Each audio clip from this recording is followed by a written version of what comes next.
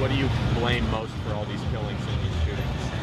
I would say family values and morals, things being taught, our parents. I would say mostly because these children have nothing to do. It's not going to get any better.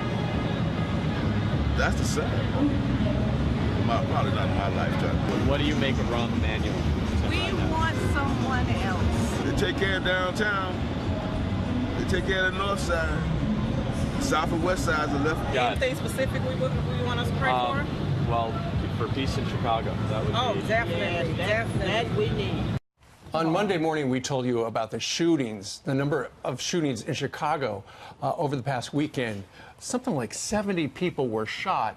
A dozen were murdered. Charlie Kirk, the founder and president of Turning Point USA, is actually from Chicago. He's joining us right now from Phoenix. And Charlie hit the streets in Chicago yesterday to figure out what people are, how they're getting their heads around it. And Charlie, it's hard to figure out why, right?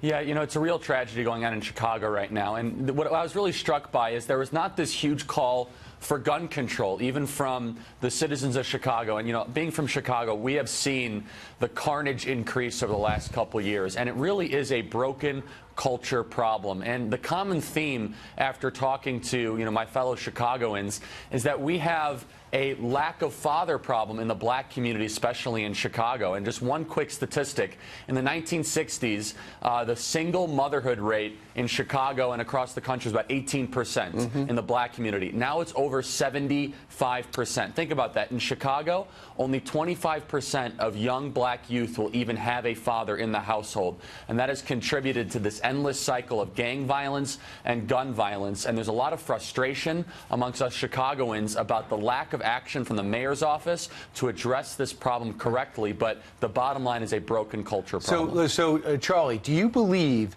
that it's okay in Illinois if to let black people shoot black people and there's not enough outrage from the people in power and the people in wealth? Is that the sense? Just contain the violence in one region?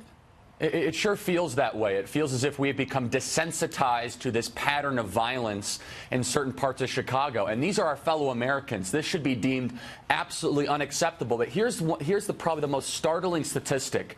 0. That's how many arrests have been made from all these shootings over the last weekend. 0. That means these criminals, that over 70 people shot, over a dozen people killed, no one has been arrested. And so it's the same people committing the same crimes. And I want to make this perfectly clear. Most Chicagoans are law-abiding, hard-working, gritty, forward-thinking, creative people. Most Chicagoans are not criminals. It is clustered to a couple hundred very, very bad people. And by the way, this war on police will not help us go after the criminals. And as a Chicagoan, I'm disgusted by the lack of action from the mayor's office towards this What do you problem. mean about police? Do you think the police have been just pushed back? They know they're not going to, no one's got their back, so why risk their careers in a region that no one cares about? That's right, and it's the rule of law. So look, where there's this divisive anti-police rhetoric, the police are less likely to actually go do their job. And if you go into these neighborhoods and you start to forge positive relationships with the pastors and the aldermen and the decision makers on the ground with law enforcement, that will bring down crime. You look what Mayor Giuliani did in New York in the early 2000s. That's how he cleaned up the streets. He did not divide people based on racial, ethnic lines. He built strong partnerships and he cleaned up the streets. Chicago's doing the exact opposite. Is this the first time you've heard that area talk about how they're not happy with the mayor? Because people have wondered in other parts of the country why this mayor continues to get reelected when you see these crime numbers.